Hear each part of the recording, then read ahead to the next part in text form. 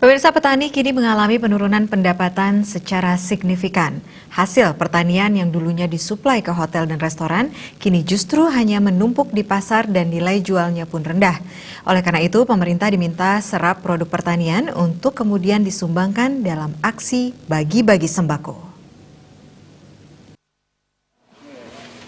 Kondisi ini diungkapkan Ketut Purna, petani asal desa Singakerte, Kecamatan Ubud. Ketut Purna mengatakan COVID-19 sudah berdampak signifikan terhadap petani di Kabupaten Gianyar pada khususnya dan Bali pada umumnya. Pihaknya pun berharap pemerintah bisa memberi solusi dari kondisi ini. Salah satunya adalah membeli hasil produksi petani untuk disumbangkan ke warga yang terdampak langsung wabah ini. Pemerintah diminta membeli hasil petani untuk kemudian disumbangkan. Jangan pemerintah hanya menyumbang mie instan. Dulu hasil panen tidak sampai menumpuk selama beberapa hari karena telah diambil oleh pengepul untuk dibawa ke hotel dan restoran.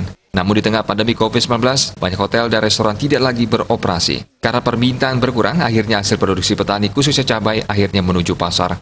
Ironisnya, karena kondisi ini merata, akhirnya semua produksi menumpuk di pasar. Semua produk pertanian menumpuk di pasar yang membuat harganya anjlok. Harga normal cabai besar dijual oleh petani rata-rata Rp35.000 per kilogram. Sekarang harganya anjlok sampai Rp7.000 per kilogram. Sementara harga cabai kecil dulu bisa sampai Rp50.000 per kilogram. Namun kini hanya belasan ribu rupiah per kilogram. Akibat anjloknya harga tersebut, kini pihaknya dibebani biaya operasional yang masih sama.